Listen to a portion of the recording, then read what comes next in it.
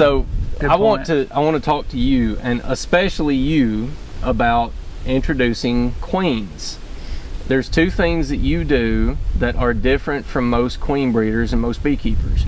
You sell mostly queen cells and virgins. Correct. And the introduction process for those is a little different than a mated queen. Right. And you also instrumentally inseminate queens, and that can be something that the bees don't like. Can be a little tricky, yeah. The bees just sense that there is something not right about this instrumentally inseminated queen, and they don't want to accept her as easily. They may want to supersede her quicker. So it's a difficult situation to get bees to accept those queens. Yeah. So you're a good one to talk to about getting bees to accept queens. Yep. I've learned through a lot of trial and error. But with the instrumentally inseminated queens, they are different. I think the bees can tell they're a bit different. But also a lot of it is basically the same struggle you're going to get because she's what, 9-10 days old. Some people inseminate them on day 7, but either way, she's a week old plus virgin queen, and a lot of people are like, that's the worst thing to try to introduce. But so that's the thing, is she's doesn't have that full pheromone profile yet, so they treat her as an old virgin queen. But here's what I figured out. I found it out the hard way. Like Sue Kobe, my teacher's like, if you inseminate a queen, leave her in that nuke so they know her, and then whenever you inseminate her, just turn her loose. That way you get good sperm migration and stuff. She can run around and get groomed. Well, they kept killing them. And what I figured out was I'd made splits and they made queen cells, and they were feeding her, and whenever I turned her loose, they would kill her because they had queen cells. So I gradually got smarter, and I would make them, put the caged virgin in there, inseminate them, but before I let her go, like around day 8 or day 9, from making the nuke, I would whack all those queen cells. And then I would either direct release her the next day or like put her under a push-in or something, and my success went way, way high.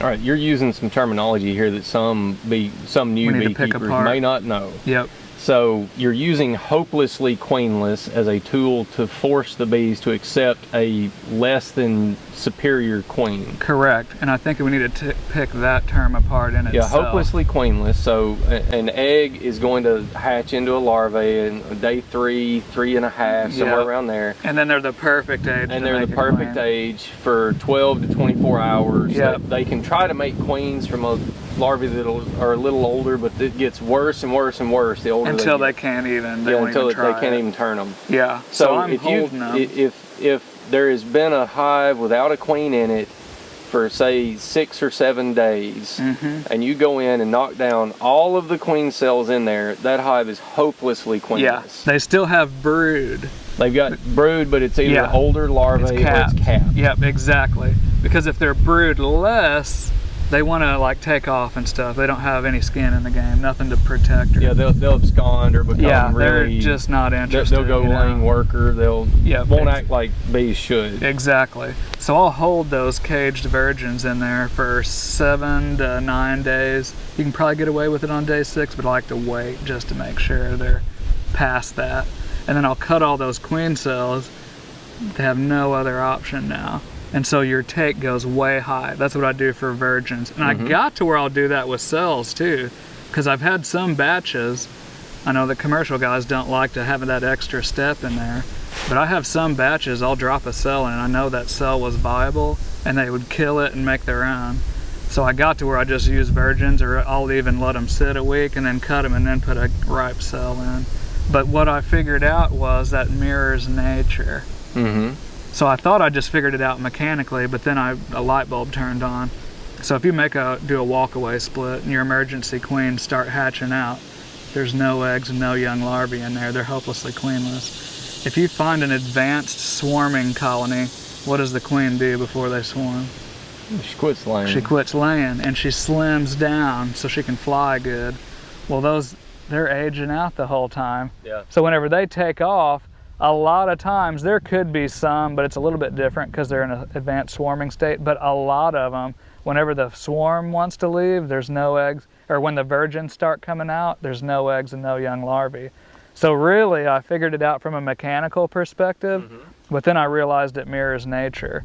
So if you're using virgins, especially, or freshly inseminated queens, I like to just I use those JZBZ cages. I'll put a piece of tape or put a cap over the candy so they can feed her, and most of the time, even if they want to kill her, they'll feed her, and I'll just hold her there and wait, several days. Yeah, 7 to 9 days. Or you could make up a split that has ahead of time. Yeah, that has almost no eggs in it. Yep, you can. It's harder to do. Like, it's easier just to split, feed them so they're stout, and then here's cut a way the that cells. here's a way that you could do this, an easy way. I keep in all mediums. Yep. So say I want to make my split up ahead of time. I'm going to get a virgin from you on Saturday. So I go in the previous Saturday and I put I take a box of combs and I make my split up. I pull brood up into there, shake all the bees off, and pull brood up, pull food up, pull pollen frame up, etc. Leave some space, replace empty combs down into the hive, put a queen excluder on top of the hive. So she's stuck down below. The queen is below, and then put my split on top. That's a perfect way to do it. Because you're going to pull those bees and then the bees are going to come up and cover that brood. I'm going to have foragers, and everybody's going to be in there. It's going to be well populated. Yep. But if I wait 5 days before I introduce this virgin, they have no option. When your queens come to me, I just go and take that box and take it to another yard, put them on a bottom board. Make sure you don't got any queen cells. There's probably not going to be any in there. There could be. They could be far enough removed from the queen pheromone that they could have made some emergency cells, but there's probably not any in there. Usually, if you like a queen right cell builder, I don't mean to squirrel too much here. We'll go right back to that. But a lot of people use a cloak board so the queen pheromone doesn't get up there.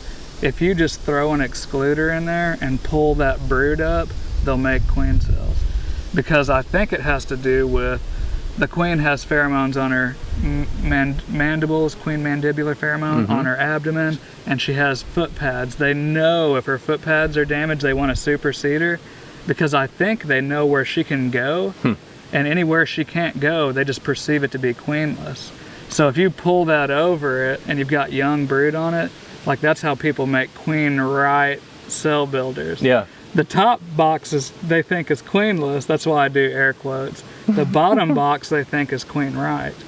So what you're doing is making a queenless environment, and then if you want to make sure, they may not, but I bet you a lot of times if there's young brood on there, they'll make emergency cells. So cut them and then move it, like what you were saying. Yeah, and then introduce the virgin. Yep. And they don't have an option at that point. Exactly. They are hopelessly queenless. Just like you would find virgins coming out in an advanced swarming colony. There's no eggs, no young larvae. All right, so I want to talk about a couple other things. You mentioned push-in cages. Yep. How big are your push-in cages? I make them myself, so by the time they're folded up, I like them to be about like that. You use an 8 mesh? Okay. Yep, and then I'll just push them in, like where I see emerging brood. I'll put her under that and then push it all the way down to the plastic. I use plastic, some people may not. Yeah, the reason that you do that is because the brood that emerges is only going to be loyal to this queen. Yeah, that's all they know. They're not going to attack her. And then the queen is going to have cells to lay in. Yep, and that brood pheromone, she's spreading it all over the comb. Because sometimes they're not even laying yet when I pull them out from under that, but they're accepted if I left her under there for 3 or 4 days. So like some of them will go ahead and start laying, but I think the biggest part of it is having those nurse bees all over her, spreading that pheromone around, and she's walking around on the comb. Like, they're a really good way to introduce queens. Do well-fed hives accept queens better? Yeah. Yeah, because if you start hitting a nectar dart, your acceptance will go down. So either feed or be on a good nectar flow? Yeah, ideally just be on a nectar flow. You can feed, but it's like, remember I was talking about paddling upstream? You can feed and get them in shape, but you got to work a lot harder for it. Whereas if you can time it during a nectar flow, easy peasy. Requeening with cells or virgins. I do the same thing. So if you there's two ways, like, and this gets complex too, because a lot of times, like, ideally you've dequeened it or let it set for a week and then took all the queen cells, and then UPS does what they're supposed to, and the next day they show up, and you gotta, if something happens with me, production runs short or UPS runs short, now you're in a pinch until I can get some out the door. If you wait until I ship them and just make a split or dequeen it and then stick it in there immediately, cap or tape over the candy, wait 7 to 9 days, cut the queen cells, they have no competition, and then take the tape off or the cap off, and then within 24 hours or so she'll be out, you know, assuming the consistency of the candy is accurate, and then their attitude has totally changed to her by then. It's done a 180-degree switch. So that's what I would recommend. And two, like if you're wanting to requeen a big colony, it makes me nervous if people just order one. I'd almost cut it into two and then get two. Smaller colonies are more humble. Exactly, and you don't have as much comb at risk. Yeah. You know what I mean? Do two, and then if one happens to not make it, just stick them back together. So is it any different introducing a mated queen?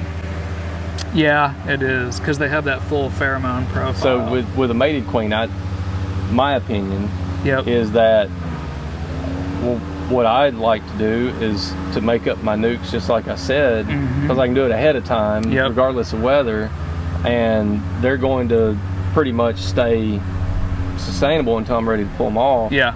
But I'll go and pick them and move them to another yard and go ahead and introduce that queen right then. Yeah. Oh yeah. So they don't know that they're queenless. They don't start emergency cells. I don't have to go back through it. Well, not to mention you've got that queen pheromone, because that's what, like, it's that absence of pheromone that causes them to raise cells. So whenever you take one out and you put this one in, if you could protect her where they're not going to ball her, and then those pheromones will suppress their urge to want to make queen cells. So if you time it right like that, now I don't like to do candy release all the time. I will if I'm in a pinch. Like I had some buddies send me some test queens. I had to candy release them. They were fresh splits, and I put them in there, and I'm like, good luck to you, because sometimes they'll ball them, you know, because they'll let them out too quick, or they're just jerks, you know. Yeah. But if I hold them, let them set for, you know, 4 or 5 days or whatever, and look and make sure they're not making cells, they're pretty much going to take her. And then whenever I let her out, you can watch. If somebody bites her wing or like tries to sting her, you can put her back in there, let her set a little bit longer. You didn't waste your 30, 40 bucks, 20, whatever they cost. Then go back and repeat the process until they're cool with her. Because one of my buddies that runs 3,000 colonies, Greg and them, he told me once he had one, he didn't let her candy release. He went back after 3 or 4 days, they were trying to kill her. Put her back in there, went back after still trying to kill her. There's no queen cells that time. And then he said the third time they took her. That's not normal. Yeah. But it just goes to show you that if you just make a whole bunch and let them candy release, some of them you come back and there's no queen in there, it's because they balled her. It's going to be a percentage. Right, and it's a trade-off. But it's probably the safest thing if you have got a breeder queen that's expensive. You sell some pretty expensive breeder queens. Push in is what I would small, do. well-fed hive, hopelessly queenless, and then use a push-in cage too. Exactly. Yeah. Or if you don't have a push-in or don't know how to make one, you got the first two ingredients right there. Yeah. You can just manually turn her loose out of that. You know, after they're hopelessly queenless, she's been there a bit, they're not making cells, you can cut her loose. But that push-in just lets her run around on that comb, and she can go ahead and start laying too. A lot of times they'll go ahead and start laying. So that's the best method. But the thing I would not compromise on is they can't have any young eggs or young larvae. That's your enemy. So that's probably the best percentage. Worst percentage is with a mated queen probably trying to requeen a big, strong, mean colony. Yeah.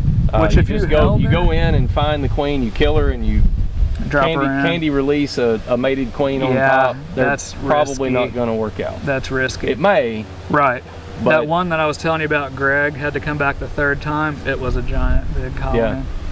But if he would have just candy released her, they'd have thrown her out the front door. Yep. You know, but he didn't. So, and the same rules could apply. Sometimes I'll dequeen one, and you could do that with a mated queen too. because then there's no competition. You could wait 7 days, cut all the cells, then put her in, and take your time with her, you know. But they should take her. Yeah. Because they're going to get to where it's either death or her. Yeah. You know. No option. No options. But yeah. But you can get away with more with a mated queen, just because that pheromone profile's more developed, you know. Anything else you need to add to it? If you're gonna requeen and it's not ideal conditions, first off, I would say don't do that. But the only way around it is that you did it earlier, and you've got nukes with queens in it. So if the time to do it is in the springtime when everybody's happy and there's tons coming in, make a few splits. Yeah. You know, order some queens or raise some queens and have a few nukes sitting around. Then when your big colony is intolerable or crashing or something's wrong, put that queen and your nuke in a candy cage to protect her. You don't have to newspaper or anything. Stick that big nuke right in the center of that thing. And then most of the time I candy release then, because it's like a hostile takeover. All that pheromone from that brood and where she's been marching around all over it, you just stuck it in the center there. So as long as you protect her for 24 hours or so at least, if you are going to lose sleep over it, wait and manually turn her loose. But generally speaking, if you stick that nuke even in a big colony, they're going to take her. Well, see, that is one of the reasons I use all medium boxes. Yep. Because I use a medium with a double frame feeder for my nuke box. Yep. Because 8 mediums is roughly the same as 5 deeps. So what I can do, like after the honey flow, you find a lot of queenless colonies that are nearly laying worker at that point, and they're hostile to anybody. But I can break them apart and take nukes and do a newspaper combine and let them. And since I've got the same footprint, you know, 10 frame medium for everything, just do a newspaper combine on them. Works and great. slow releases, and that's an easy way to requeen. Yep. Real easy way. Exactly. Or, you know, that's the thing. Like I think my candy cage is a substitute for the newspaper. The newspaper works. I don't order newspapers anymore. You know what I mean? I just read everything online. Yeah, so and I've got candy cages running out my ears, and so that's what I do to protect her until they're good. It's just candy cage her. Beekeepers always talk about fighting of bees. So you're taking this nuke and putting it in another hive. Do you see fighting? Or? Not a lot. I think the situation's a little tense at first, possibly. That's why I cage her, just to make sure some rogue, old, crusty worker, that's the one that's going to do it, doesn't hit her and start stinging her. She's protected.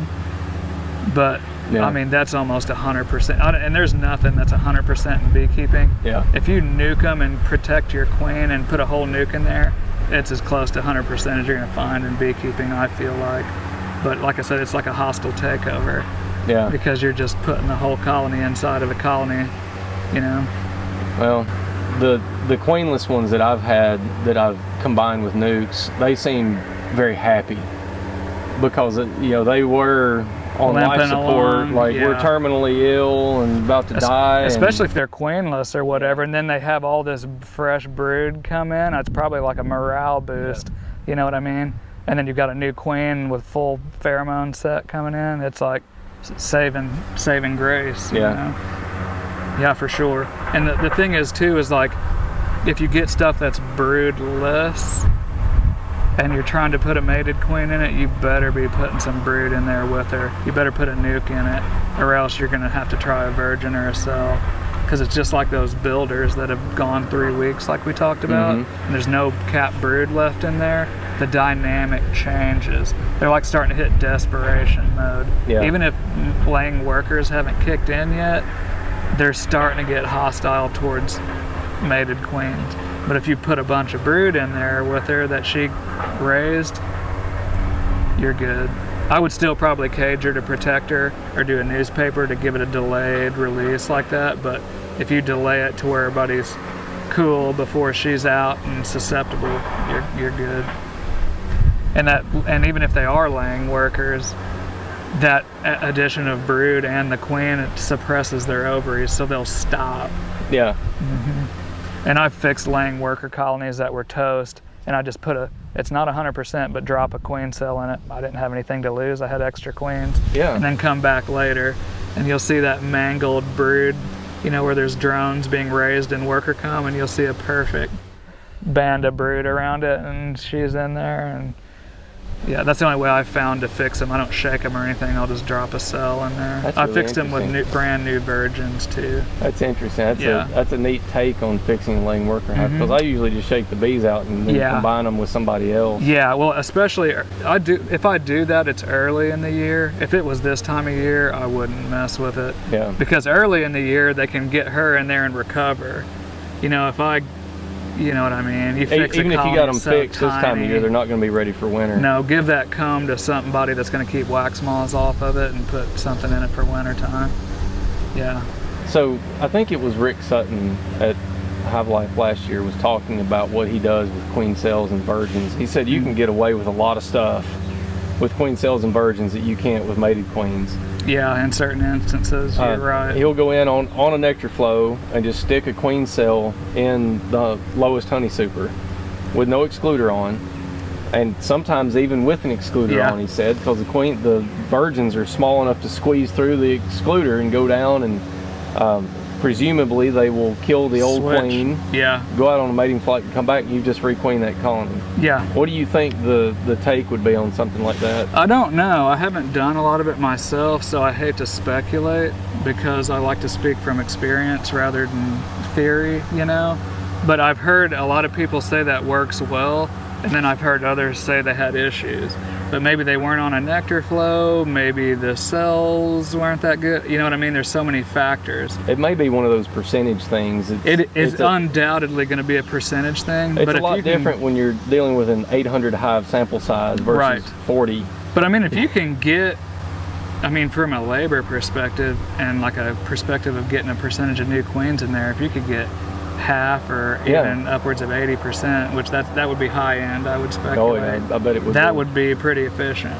But I just can't, I haven't done it personally, so I hate to say. It sounds good in theory. Yeah. You know what I mean? He also talked about just walking a virgin in through the entrance. I've gotten away with that a lot, especially if they're in an advanced swarming state, but I've also got a bunch of them bald, and something was different about it. And that's where, like, we were talking about good, better, best. If you can make them hopelessly queenless and turn them loose like as nature intended in a big colony, you're going to have so much better results. I've heard of people smoking them in, you know, just running them in, dropping them in the top box. I've got away with that a lot, but you're not going to get the same consistency out of it, not even close. Like some batches you will, you know what I mean? Some batches you're going to hit real high odds, but you almost kind of so if you're buying breeding stock that you really want to work, don't play games. Then smaller colonies, well fed, and make them hopelessly queenless. Absolutely, and you're going to get, you know, a lot of people just order half a dozen or so. A lot of them will hit 100% if they'll do that. Now, I mean, your bees could be sick. It could be terrible drone population. You know, your timing could be off. There's all kinds of factors. But if you do it during the right time of year and you follow that protocol, you're going to have you should have good success out of it. There's one-offs. It's beekeeping. You know what I mean? That's another thing, is have realistic expectations. But if you follow those rules, you should have a good take, and a more than acceptable take. Any more tips and tricks? That's the biggest factor, is not having eggs and young larvae present with virgins, and I would say cells too. You might be able to get away with cells a little bit more if you just split them and throw one in there. But like I said, there's good, better, best. Ideally, you would split them over an excluder, cut all the cells out, move them, you know, do that a week prior, move them, and then put all your cells in. You're going to get hands down a better take, and you'll know for sure that grafted queen, that's her. Yeah.